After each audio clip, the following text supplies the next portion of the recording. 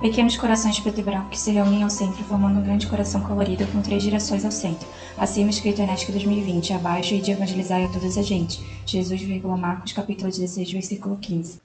Fundo azul claro, do lado esquerdo, coração colorido com 3 girassóis ao centro. Acima escrito Enéstico 2020. Abaixo, uma margem inferior de girassóis. Palestra Capacitismo. Eduardo Meneghelli, pedagogo, mestre em educação e palestrante espírita. Intérprete de Libras, Marineide dos Santos, Moiara dos Santos e Aline Holanda de Souza. Nós seguimos o nosso evento e convidamos o Eduardo Meneghelli para nos instruir sobre o capacitismo. Seja bem-vindo, Eduardo. Obrigada por ter aceito o nosso convite.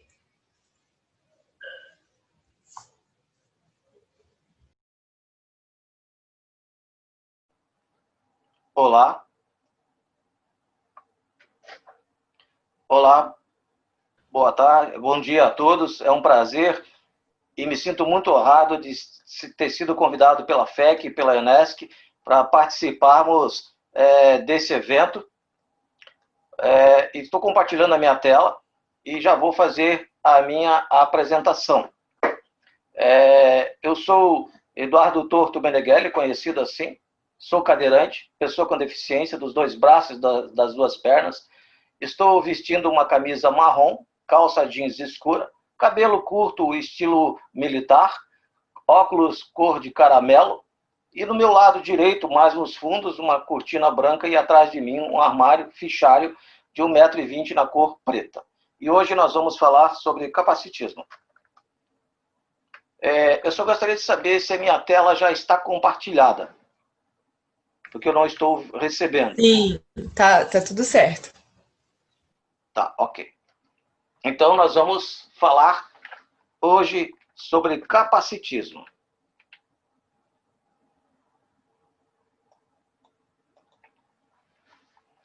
Então, mais uma vez, bom dia a todos. Mais uma vez, obrigado por esta grande oportunidade. Falar em deficiências, em doenças, é sempre um assunto meio difícil. Todo mundo tem alguém ou conhece alguém próximo que já nasceu, adquiriu ou contraiu algum problema genético ou físico. E questionarmos sempre qual a razão para isso acontecer. Será que Deus, que é bom e justo, permite que isso aconteça? Já que a pessoa não tem chances de reverter essa situação. Segundo a doutrina espírita ou espiritismo, a vida material é apenas uma parte de nossas experiências que é eterna. Na antiguidade, antes do advento da era cristã, a visão da deficiência era muito grotesca, muito desumana. Acreditava-se que os indivíduos que assim nasciam não agradavam os deuses, não tinham alma e eram vistos como castigos. Eram esquecidos, escondidos, abandonados e, às vezes, até mortos.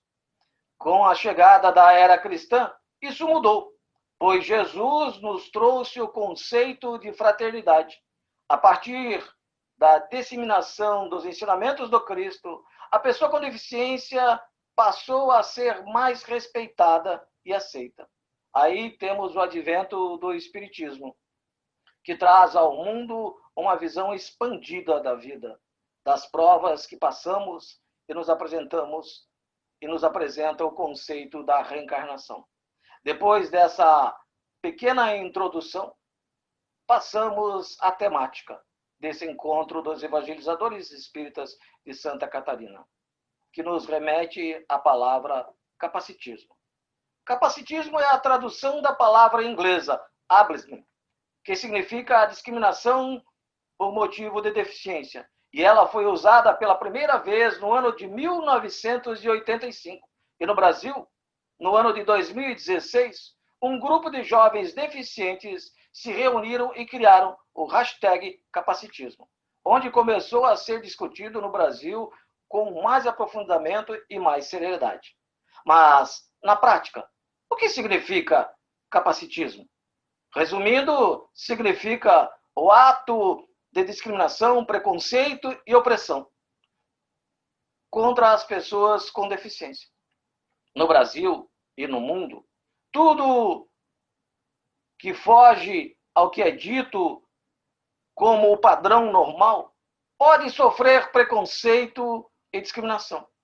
As pessoas que fogem desse padrão de normalidade costumam ser invisibilizadas, podendo se tornar praticamente inexistentes para a sociedade, ou são marginalizadas e não aceitas nos espaços sociais. Seja de maneira óbvia e transparente, ou de forma velada e não explícita. Infelizmente, para nós, pessoas com deficiência, isso não é diferente. E através dessa visão, desses atos, atitudes e pensamentos que aparece o capacitismo. Mas eu convido a todos nesse momento a fazermos uma pequena reflexão, meditarmos um pouquinho, pensarmos o que é falar sobre capacitismo, sobre inclusão, para as pessoas que andam, caminham, abraçam, que vão ao banheiro sozinhos, pessoas que ouvem, escutam e enxergam, pessoas que têm um intelecto perfeito. O que você sente quando escuta falar sobre inclusão?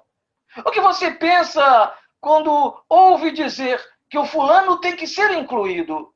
O que você pensou quando ouviu o título de abertura do ENESC, Encontro de Evangelizadores Espíritas de Santa Catarina, do ano de 2020, intitulado A Perspectiva Inclusiva na Evangelização Espírita?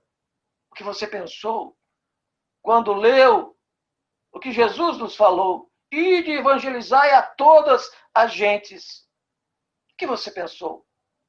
O que você refletiu, Deus? Para nós alcançarmos o mínimo do entendimento e da essência do ENESC, que pretende nos transmitir no dia de hoje, penso que esse assunto vem de encontro um pouco com a trajetória da minha vida. Por isso tomei a liberdade de falar um pouco. Mas antes, vamos lembrar que só em 1985 que surgiu a palavra inglesa ableism, que significa discriminação por motivo de deficiência. Logo em seguida, no ano de 2016, foi aberto um hashtag capacitismo, que o capacitismo é a discriminação, preconceito e opressão. Gente, eu nasci em 1963, onde nem a palavra inclusão ainda existia. Então, eu vou contar um pouquinho da trajetória da minha vida para vocês, pois eu nasci pessoa com deficiência nesse ano, 1963, lá na cidade de Rio do Sul, no Alto Vale Catarinense. Meus pais já eram pais de 3 filhas e esperavam ansiosos a 4ª gravidez, a chegada de um menino. Depois de minha mãe ter sua gravidez normal, sem ter ocorrido nada de anormal, durante 9 meses de gestação, em 19 de outubro de 1963, eu cheguei a esse mundo, com a ajuda da parteira e suas ajudantes. Eu nasci, eu estava vivo, mas era totalmente diferente aos ditos padrões da normalidade. E por esse simples e aparentemente problema, alguém achou que eu não devia viver. Já haviam deduzido que eu iria dar muito trabalho para minha mãe, para toda a minha família. Seria muito mais fácil para todos se minha mãe assinasse um termo autorizando que aplicasse uma injeção letal para que eu viesse a morrer. Aí o problema estaria resolvido. Um exemplo de capacitismo. Preconceito que foge aos padrões da normalidade. Um ato de discriminação, preconceito e opressão. Aqui também podemos perceber a aplicabilidade da palavra inglesa ableism, que significa discriminação por motivo de deficiência. Mas minha mãe, ainda sem ter me visto e ouvindo aquilo, não aceitou a tal da injeção e me quis como seu filho. E mesmo eu sendo diferente dos demais, desenganado pelos médicos, ela me levou para casa. E nunca fui colocado de lado menosprezado, tratado como coitado ou inválido. Porque o amor de mãe, o amor de pai, o amor de família falaram muito mais alto do que o tradicional preconceito.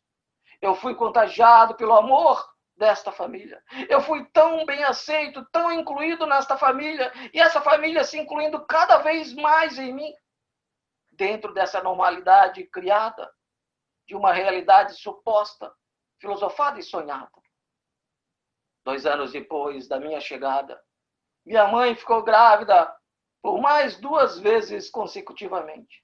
Assim, constituímos uma família de 6 filhos, 4 mulheres e 2 homens, sendo 5 filhos perfeitos e um com defeito de fábrica, que fui eu. Mas, voltando ao raciocínio, quando eu disse que minha mãe me quis como filho, ela não disse isso da boca para fora, ou para as pessoas terem pena dela, porque ela tinha uma criança diferente. Não. Ela queria me dar uma chance, uma oportunidade de viver, que eu tivesse a mesma oportunidade que meus irmãos teriam, ou quase a mesma. E isso tudo foi acontecendo de uma forma tão natural, pois ela queria que eu desfrutasse de uma vida de normalidades perante a minha deficiência. Isso fez com que ela aprendesse, com que ela me percebesse, como mais um filho, pois diariamente ela tinha esse exercício de quebrar paradigmas. Essa percepção de mãe fez com que ela aprendesse a não ter pena de mim. Essa normalidade a qual ela me recebeu, de modo que ela se apropriou, produziu gradativamente uma educação igualitária entre eu e os meus irmãos. Aí quem se ferrou nessa história toda um pouquinho fui eu. Porque quando a gente é tratado igual aos outros, a gente tem que passar por tudo o que os outros passam. Porque se nós fizéssemos uma arte coletiva que meus pais não gostassem, todos nós entrávamos no castigo. Inclusive eu entrava na rodada da chinelada também. Mesmo quando eu não participava direto da arte, da bagunça, da travessura, eu entrava na rodada do chinelo. Porque ela tinha certeza que eu havia sido o mentor daquela arte. Pois a educação igualitária que veio me proporcionando, me dando a participar de quase tudo, me estimulou a ter atitudes próprias. Por isso ela sabia quando eu era o mentor da arte. Todo esse aprendizado começou com a socialização entre meus irmãos, a disputar brinquedos. Slide 4. A disputar brinquedos com os meus irmãos, a disputar guloseimas, o direito de tomar banho primeiro, o direito de não querer tomar banho. Recordo-me de uma ocasião em que eu brincava no chão com 5, 6 anos de idade, com um carrinho qualquer, e de repente minha irmã ou o irmão passavam por ali e pegavam o carrinho só para ver eu gritar. Minha mãe nunca fez com que eles trouxessem aquele carrinho de volta, só por capricho, só porque eu era diferente ou deficiente. Ela falava assim para mim: Eduardinho, gatinha, rola pelo chão, derruba a tua irmã, pega o que tu queres. Mas quando ela falava isso, ela não falava por maldade, ela não queria que eu fosse uma criança má, não. Era para eu descobrir os meus próprios limites, até onde eu podia chegar. Vontade de derrubá-los não faltou, mas eu percebi que eu não iria conseguir. Então, eu tinha que ter uma outra estratégia. E a única ferramenta que me sobrou foi a minha oralidade, o poder de convencimento. Mas confesso que esse tratamento igualitário que eu recebi, como diz uma música aí nas antigas, entre tapas e beijos, foi ali, bem ali naqueles momentos de tratamento igual aos meus irmãos, com direito a castigos, a rodadas das chineladas, que eu me tornei essa pessoa que eu sou hoje, sem pena de mim mesmo. Agora, uma foto dos meus pais. Se não fosse por eles, eu não estaria aqui hoje, nesse momento, pelo amor dos dois. Não estaria aqui hoje com vocês conversando. Já com 6 anos de idade, saímos definitivamente da cidade de Rio do Sul para vir morar em Balneário Camboriú. Porque para quem conhece o Alto Vale Catarinense, sabe que as cidades de lá são quase todas montanhosas, inclusive Rio do Sul. Para um cadeirante se locomover e sobreviver nesta cidade seria bem mais difícil. Então, viemos morar na cidade de Balneário Camboriú, uma cidade totalmente plana, litorânea, com muita água salgada e areia para brincarmos. Em 1969, a palavra inclusão ainda não existia, mas eu fui incluído de uma maneira fantástica pela minha mãe e pela minha família. Bastava dar um solzinho, lá estava o Eduardo Torto, bronzeando seu corpo sarado e sexy na praia, e aprendendo a lidar e enfrentar olhares de compaixão, piedade, de quererem me dar esmola por eu ser diferente, de estranhamento das pessoas quererem se afastarem de mim. E quando outras mães, quando outros pais não deixavam seus filhos brincarem comigo na areia, porque eu poderia ser contagioso. E às vezes eu chegava em casa muito entristecido, pensando se eu queria fazer parte disso tudo mesmo. Mas minha mãe sempre esteve ao meu lado, me incentivando, mostrando que o caminho era difícil, mas não era impossível. Passando-se 1 ano que já morávamos em Balneário Camboriú, eu já estava na idade biológica de entrar na escola. Foi quando minha mãe nos colocou num carrinho de neném e saímos para me matricular, onde já estudavam as minhas 3 irmãs, numa escola estadual. Gente, eu não fui aceito. Sabem por quê? Porque os responsáveis da escola diziam que vocês, os ditos normais, vocês que estão aqui me ouvindo, me assistindo neste momento, poderiam ficar perturbados, nervosos, complicados de me verem nessa situação. Mas não era eu que iria ficar perturbado de ver vocês correndo na hora do recreio. Não era eu que iria ficar nervoso de ver vocês irem ao refeitório e comerem com as próprias mãos, enquanto eu não poderia me alimentar sozinho. Não era eu, era vocês. Mas, retornando ao dia em que eu não fui aceito na escola, quando voltávamos para casa, foi uma das poucas vezes que eu vi a minha mãe com lágrimas no seu rosto. Mas ela não chegou em casa e se trancou num quarto em lamentação. Não. Chegou em casa já decidida. Tinha tudo planejado. Como iria fazer. Definida como mulher. Determinada como mãe. Inabalável como ser humano. Ela olhou para minha irmã mais velha e disse: Magda, nós temos que encontrar uma maneira de fazer com que o Eduardo venha a escrever e a ler. Minha mãe, tendo só a 3ª série do primário, somente me observando, percebeu que eu poderia escrever segurando o lápis com a boca, sentado numa cadeira como essa que vocês estão vendo no slide agora, neste momento. Amarradinha numa fralda, no peito, para não cair para frente, ali ela me ensinou a escrever. Resumindo um pouco a conversa, em 6 meses eu já sabia ler e escrever com a boca. Mas, de repente, do nada, minha mãe teve uma outra preocupação. E se eu viesse a perder os dentes, como eu faria para escrever? Então, lá volta ela, para todo aquele estudo de observação. Para todo aquele estudo de observação.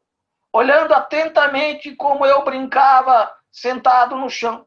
Percebeu que eu teria condições de escrever com uma das mãos, como mostra essa foto agora, aqui. Eu estou sentado no chão. Meu braço direito serve de ponto de apoio para eu ficar sentado. E o meu braço esquerdo, que aparece na lateral desse carrinho, é o que ela percebeu, que eu poderia segurar um lápis entre os dedos da mão esquerda. Observem o discernimento inclusivo dessa mulher. que só teve a oportunidade de estudar até a 3ª série do primário. Ela não tentou colocar eu sentado numa cadeira normal. Não fez eu tentar colocar o braço em cima de uma mesa para escrever, como sugere os padrões da normalidade. Não. Ela percebeu a minha mobilidade, o que eu tinha disponível. Naquele ano que eu não fui aceito na escola, eu aprendi a ler, a escrever com a boca e com a mão esquerda. No ano seguinte, ela retorna à mesma escola para matricular o meu irmão mais novo e, sabiamente, sugere à escola fazer um test drive comigo. Se eu acompanhasse os demais alunos, eu ficaria na escola. Se eu não acompanhasse, ela me tiraria da escola. Como eu já sabia ler e escrever, eles não conseguiram argumentar muito mais com a minha mãe, mas tentaram e disseram: Dona Eugênia, como faremos para colocar sentado o Eduardo numa carteira se ele tem que sentar em cima do caderno para poder escrever? Na verdade, nem eu não sabia como isso ia acontecer, mas eu entrei. Entrei assim como mostra essa gravura. Como não tínhamos foto, elaboramos esse desenho. Sentado em cima de um tapete no chão, lá na frente de todos, próximo à mesa da professora. Assim foram os meus 3 primeiros anos da escola. Mas, gente, não precisa se preocupar, não. Foram os melhores anos da minha vida. Vocês imaginem um tortinho de olhos verdes, lábios carnudos, sex, sentado ao chão. E aquela professora loiraça, de 1,80 m, passando para lá e para cá de saia. Eu era o tortinho mais feliz naquele momento. Essa é só uma descontração. Não é bem a fala que eu quero que vocês, o que eu quero que vocês tentem se imaginar. Eu gostaria que vocês, olhando esta gravura novamente, se imaginassem no lugar da minha professora. Com certeza, os seus sentimentos seriam os mesmos das minhas professoras, de compaixão e de piedade. E eu sabia usar isso muito bem, gente. Quando eu não estava afim de fazer nada na sala de aula, eu já olhava para a professora com aquela carinha de pena, me fazendo de vítima, e dizia: professora, hoje eu estou com uma dor no meu braço. Eu não queria escrever, não. Mas elas eram professoras. Elas tinham que resistir e às vezes diziam: Eduardinho, olha, o teu irmão está escrevendo, os teus colegas estão escrevendo, tenta mais um pouquinho. Quando eu via que a coisa ia apertar, ia ficar complicado, eu fazia aquela cara de botas do desenho do Shrek. Colava meus 2 olhos no lado do meu nariz, fazia aquela cara de vítima e conseguia ficar sem fazer nada. E esperava o recreio para continuar não fazendo nada. Assim, quando terminou a 1ª série, por pena, e passaram por o 2º ano. Na 3ª série, não foi diferente. Mas quando eu cheguei na 4ª série, ganhei 3 coisas que mudaram completamente a minha vida. Primeiro, eu ganhei a minha primeira cadeira de roda. Até então, eu só me locomovia num carrinho de neném. A segunda coisa que eu ganhei foi minha carteira, um banco, com 1,20 m de profundidade, 90 centímetros, perdão, 1,20 m de frente, 90 centímetros de profundidade e um encosto, onde eu sentava em cima dela para poder estudar. Gente, eu saí do chão para sentar numa carteira. Essa sensação de estar na mesma altura dos meus colegas é quase indescritível. Foi uma das melhores coisas que eu senti até então. E a terceira coisa que eu ganhei, vocês não fazem nem ideia, né? Foi minha professora, Dona Diva Jararaca. Eu sei que alguns de vocês, nesse momento, devem estar rindo, né? E é bom rir da desgraça dos outros, ou da desgraça dos outros, como eu falo. Não me importa. Mas, na verdade, a desgraçada era a Jararaca mesmo. Com 1 mês e meio de aula, ela resolveu sentar na ponta da minha carteira novinha para dar uma olhada no meu caderno de atividades. E percebeu que em 1 mês e meio de aula, eu tinha somente 3 linhas mal escritas. E ela já foi passando aquele sermão. o dedo indicador dela quase batendo na ponta do meu nariz. E ela já foi perguntando: onde está a matéria que eu passo no quadro todos os dias, Eduardo? E eu, com a maior paciência e tolerância que Deus me deu, e com a cara de pau que eu tinha, olhei para ela e disse: calma, professora, calma. Calma como, Eduardo? Eu quero saber onde estão matérias. Calma, dona Diva, calma. Sempre foi assim. Quer ver? Eu vou tentar explicar para a senhora mais ou menos como funciona. Por exemplo, se a senhora marcar uma prova, a senhora não precisa se preocupar, porque eu estudo no caderno do meu irmão, ele copia toda a matéria. Quando a senhora passa um trabalho para a gente fazer em casa, a senhora também não se preocupa, porque meu irmão vem à escola copiar todo o trabalho e quando ele chega em casa, eu ponho meu nome no trabalho dele junto com ele. Gente, depois que ela ouviu a minha explicação, ela ficou roxinha, ficou me olhando com uma vontade de me esganar. E olhando para mim, falou: não, não, Eduardo, assim não. Está tudo errado. Daqui para frente você vai fazer tudo diferente. Você terá que fazer todos os seus trabalhos com a sua letra. E por falar em letra, vamos fazer caligrafia, porque sua letra está pior que o seu corpo, Eduardo. Claro, gente, que ela não falou isso. É mais uma brincadeira. Mas ela falou tantas coisas que, entre essas coisas, ela me disse: Eduardo, a partir de hoje, você vai copiar tudo o que eu escrevo no quadro. Mas não se preocupe. Se você não tiver a mesma rapidez que o seu irmão, que os seus colegas têm, não se preocupe. Eu fico contigo na hora do recreio copiando a matéria. Gente, eu me arrepiei todinho, porque eu sou apenas deficiente, torto. Mas eu tenho os mesmos sentimentos, os mesmos desejos, as mesmas vontades que vocês. E nós esperávamos ansiosos o recreio para brincar de polícia e ladrão, pois era a brincadeira que bombava na época. E eu havia acabado de ganhar a viatura da polícia de presente, que era a minha cadeira de rodas, onde os meus amigos me empurravam igual a uns doidos, loucos, correndo pelos corredores da escola. E eu, além de ser o policial da viatura, era também a sirene, porque eu saía gritando: e a jararaca, a dona Diva, queria me impedir de brincar. Naquele dia, eu fui para casa indignado. Contei tudo para minha mãe. E mãe, no primeiro momento, fica do lado do filho. Então, para me acalmar, ela disse que me levaria à escola no dia seguinte, para saber o que essa jararaca estava querendo. Seria ela que me levaria. No outro dia, acordamos, me vestiu, tomamos café e fomos à escola. Chegando na escola, esperamos todo mundo entrar na sala de aula e chamou a jararaca para conversar.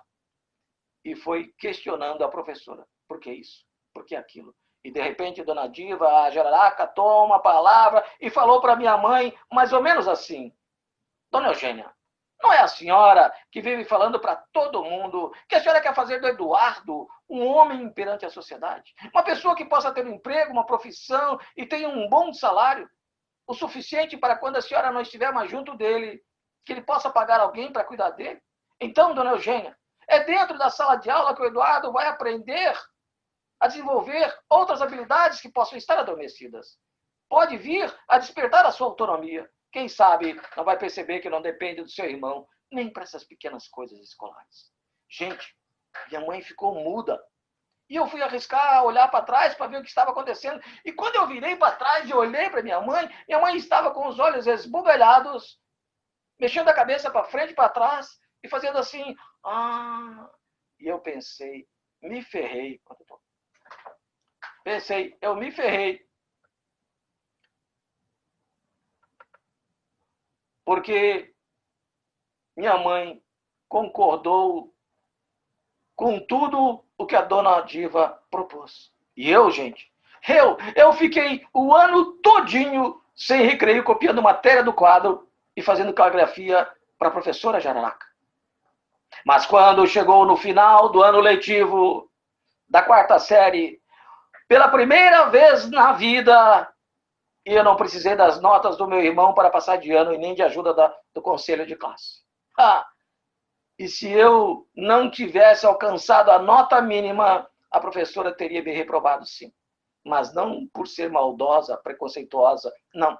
Por ser uma professora com a letra P maiúscula. Ela Ela nunca me empurrou, não me passou de ano simplesmente por eu ser deficiente. Eu tive que me esforçar, eu tive que querer aprender a fazer.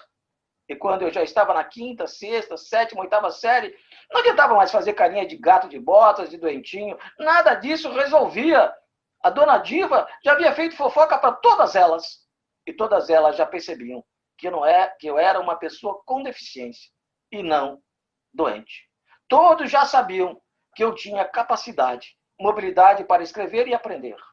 E quando o ser humano é exigido, acaba cedendo e até gostando às vezes. Eu acabei me tornando um CDF, um dos melhores alunos no ensino fundamental. Voltando mais um pouquinho em relação à Dona Diva, a Jararaca, claro que naquela época, na quarta série, eu a via realmente como uma jararaca. Mas por que recordo mais da Dona Diva do que das outras professoras?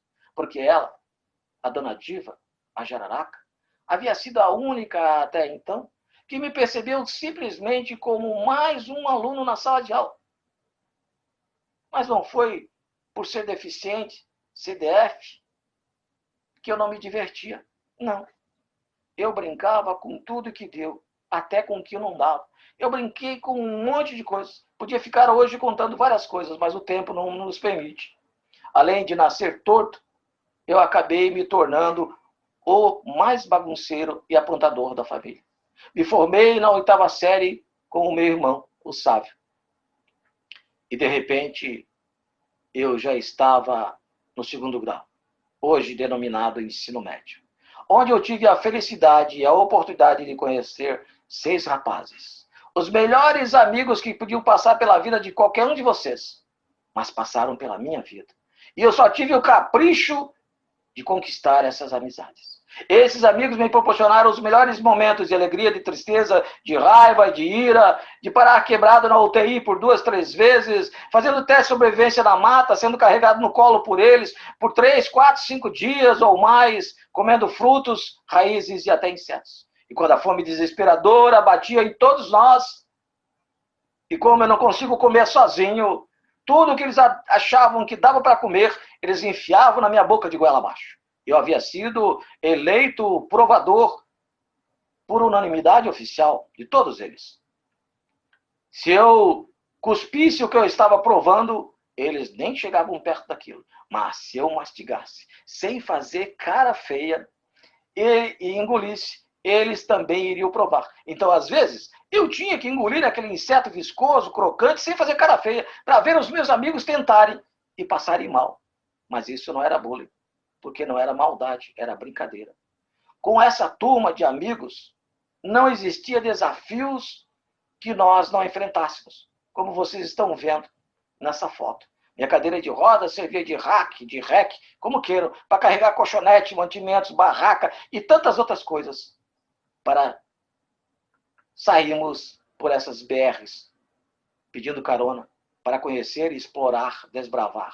Vocês podem ver nessas fotos. Saímos em tantos outros lugares, mas como vocês estão percebendo, foram muitas aventuras, diversas aventuras, e eu não posso hoje destacar nenhuma delas. Mas ser amigo de um cara deficiente como eu não é só viver de aventuras e de boas gargalhadas.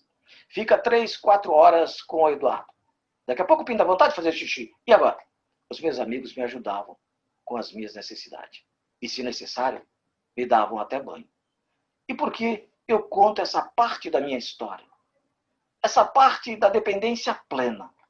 Porque eu sou assim mesmo. Tudo isso que eu relatei até agora é real. A diferença aqui está naquilo que minha mãe me ensinou lá no início, a não ter vergonha de ser o que eu sou. E se não fosse pelos meus amigos, eu não teria a metade das histórias que eu tenho para contar hoje. Eles me proporcionaram esses grandes momentos. Isso é ir de encontro a uma verdadeira amizade. Isso é amar estar vivo. É gostar de viver. Isso é não encontrar nenhum empecilho, nenhuma desculpa. Isso é ter atitude, é viver além do discurso. E essa próxima foto mostra bem como era a minha carteira de escola, que tanto falei lá no início. Aqui estou sentado, aprendendo a mexer numa máquina de escrever, como se fala, datilografar, né? Para fazer meu primeiro livro, denominado Consulta Doutor Cérebro, Borbulhos Mentais, um livro de poesias. E todos nós nos formamos em técnicos em habilitação básica da construção civil, desenhista arquitetônico. Isso mesmo, o que vocês estão pensando. Projetistas de casa e prédio. E mesmo tendo essa formação, foi muito difícil de arrumar emprego. Aqui, nesses anos, eu vivi o capacitismo, sem conhecer a palavra, pois simplesmente as pessoas me olhavam e me diziam que eu não tinha capacidade para desenhar, sem saber se eu tinha ou não. E falando em capacitismo, a palavra capacitismo nos remete ao preconceito. Preconceito é a junção do prefixo pré com a palavra conceito. Conceito é um conjunto de ideias, correto? E o pré é o que vem antes.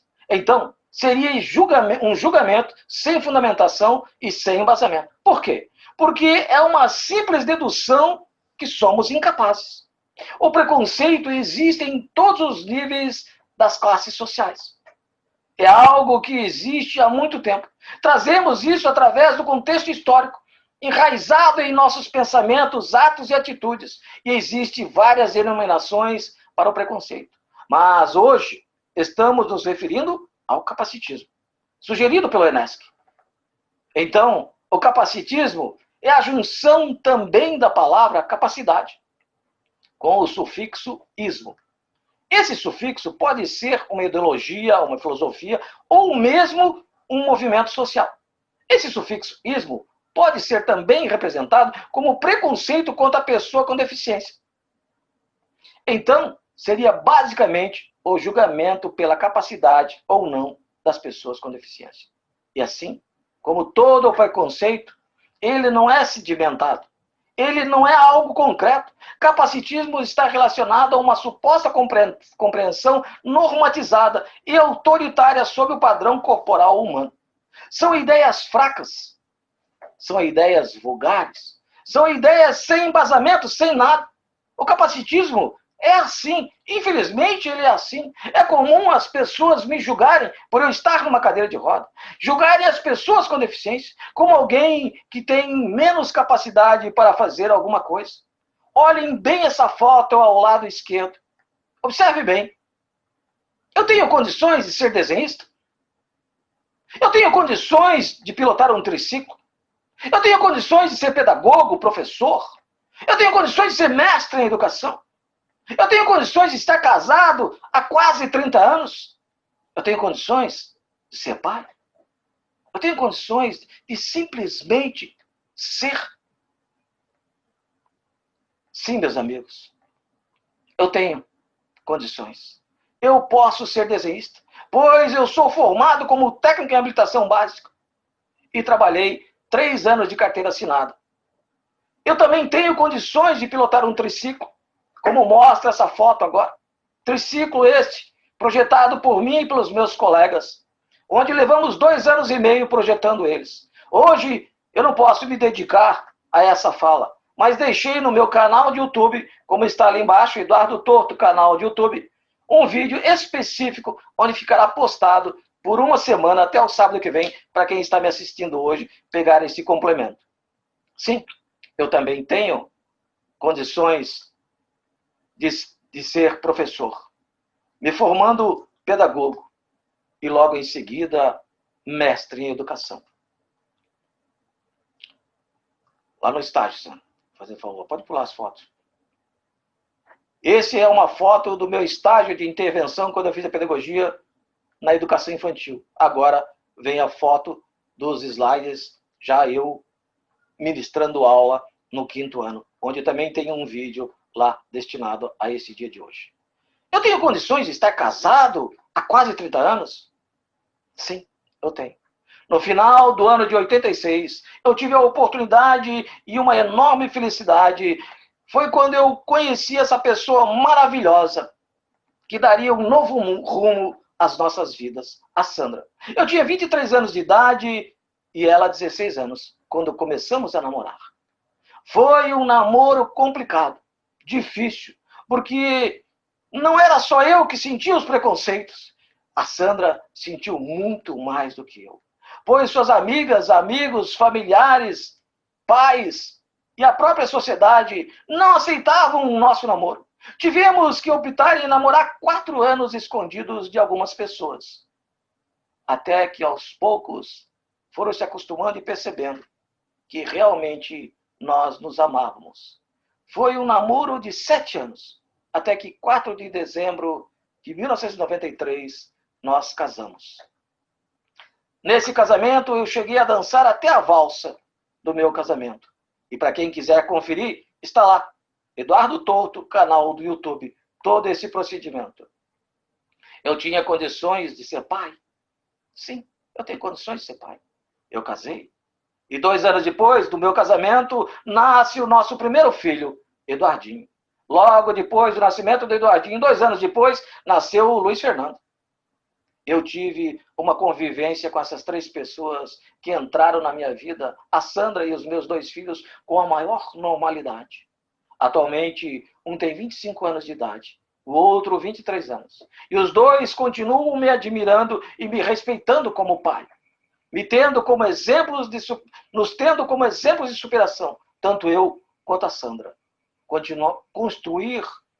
Construir uma família em uma sociedade capacitista não é tão fácil assim, quando se é uma pessoa com deficiência. Mas também não é tão impossível assim. E quando a pessoa não pertence a esse padrão normativo proposto por outros seres humanos, acabam inferiorizando a pessoa com deficiência, estigmatizando-a. Elas são inferiorizadas por quê? Porque nós temos capacidades específicas, temos limitações, às vezes podemos ser mais lentos. Na maioria das vezes, não conseguimos acompanhar uma pessoa com deficiência, em partes, porque há momentos em que pessoas sem deficiência não conseguem acompanhar o deficiente. Se compartilharmos com o outro a nossa diversidade, quem ganha é a vida. É a oportunidade de estarmos reencarnados. É um passo a mais em busca da nossa evolução. Mas isso não quer dizer que não exista o capacitismo. Ainda vivemos em meio ao preconceito, sim.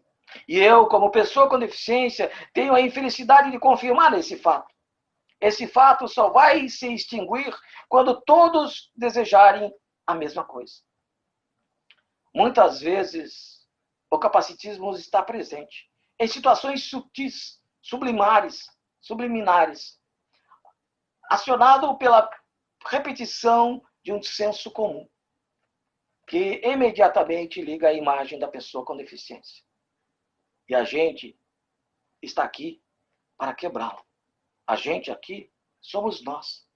Nós somos vocês, os evangelizadores, que temos a oportunidade e a bênção de Jesus de estarmos de frente com essas limitações, com essas pessoas, e com todo o fundamento e estudo para nos superarmos e ajudarmos as outras criaturas a se superarem também. Mas, Eduardo, como se quebra um preconceito? Como se derruba um preconceito? Primeiramente, tendo amor, solidariedade, fraternidade, com conhecimento de estudo, causa e efeito.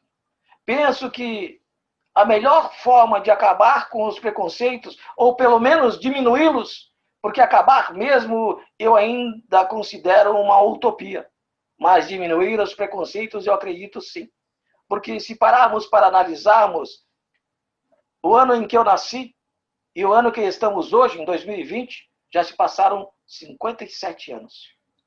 Já houve um grande progresso, uma grande evolução na inclusão.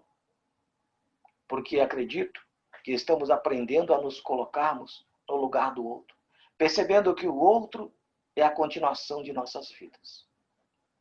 E eu não posso encerrar a nossa fala de hoje sem falar em duas mulheres. Primeiramente, na minha mãe. Se não fosse por ela, essa mulher guerreira, minha amiga, minha professora, minha psicóloga, minha fisioterapeuta, minha inspiração de vida, eu não seria a pessoa que eu sou hoje. E lá onde ela está hoje, ela deve estar puxando a minha orelha. Porque é isso que ela fazia e continua fazendo comigo, para eu ser o que eu sou hoje. Minha mãe me ensinou a amar e estar vivo. Minha mãe me conheceu desde quando eu nasci. A Sandra me conheceu assim, tortinho, sexy, bonito e gostoso.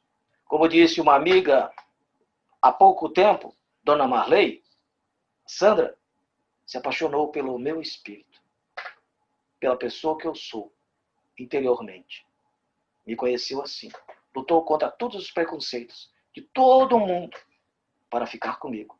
E nós estamos aqui, até hoje. Quero encerrar hoje dizendo mais uma coisinha que às vezes as pessoas me perguntam. Mas, Eduardo, você teve sorte na vida porque tua mãe te amou, tu casou, tu estudou, tu tem profissão, tu trabalha, tu viaja. E eu quero dizer para vocês, evangelizadores, de cadeira. Quando eu digo de cadeira é porque eu tenho propriedade para falar isso. A sorte, ela não existe. Ela está dentro de cada um de nós. Só que às vezes, aquela pessoa precisa de um empurrão, de um impulso, para ela se perceber que ela é igual a outro. E isso depende de você, evangelizador. Muito obrigado. Que a paz de Jesus permaneça com todos nós. Muito obrigado.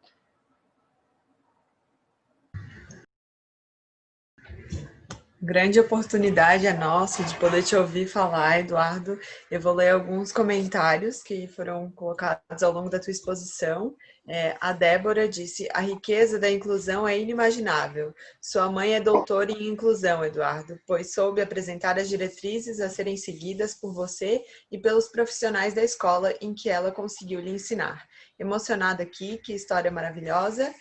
A Maura Virgínia Mandenelli Alexandre comentou: gratidão, Eduardo, e a sua mãe, família e educadores. A Dani colocou: como nós humanos ainda somos tão pequeninos, tão longe daquilo que deveríamos ser, como nos falta respeito à diversidade. Foram inúmeros comentários, Eduardo, de gratidão à tua fala e muitos comentários emocionados com a história da tua mãe e da tua professora, o quanto elas fizeram diferença na tua vida, né? Então, com o coração cheio de alegria que nós agradecemos imensamente a tua presença. E para finalizar, para encerrar, eu quero convidar a Tatiana Bassani Campos, que vai interpretar a música Ide Contentes, da artista Cacá Rezende. A Tati é evangelizadora do Centro Espírita O Bom Pastor de Navegantes. Bem-vinda, Tati.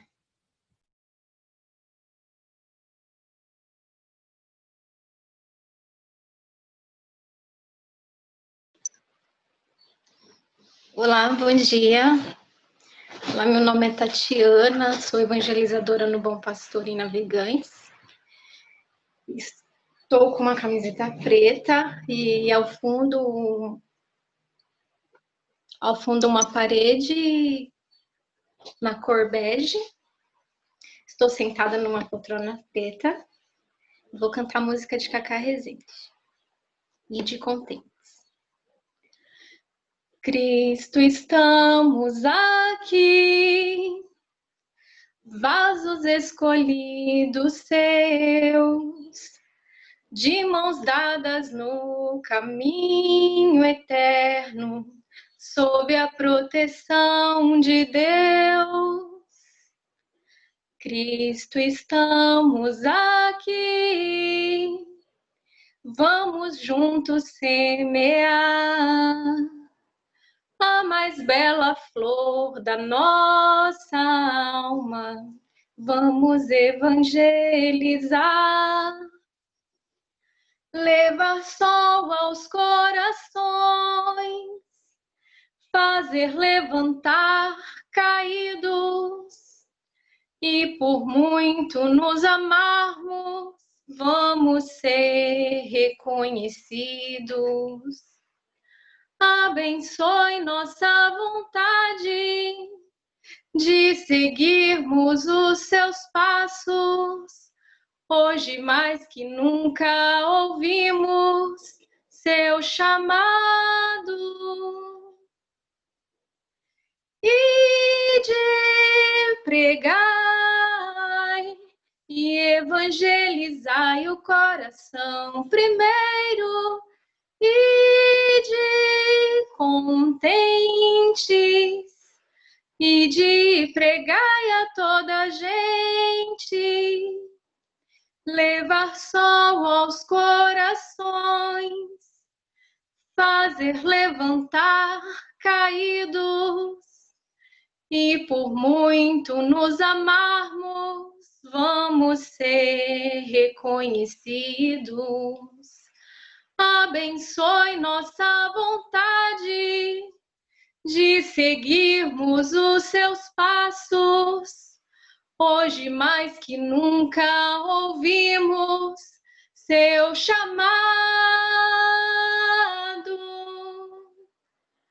E de pregai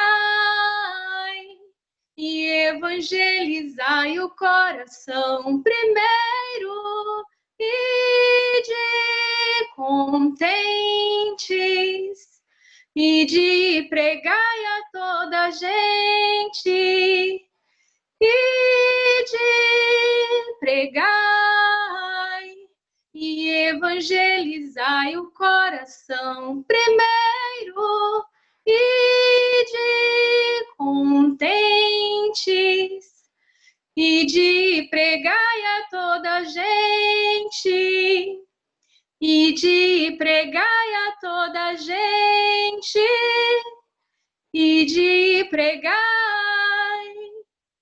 a toda gente. Gratidão. Pequenos corações preto e branco que se reúnem ao centro, formando um grande coração colorido com 3 direções ao centro. Acima, escrito Enética 2020, abaixo, e de evangelizar a todas a gente. Jesus, Marcos, capítulo 16, versículo 15.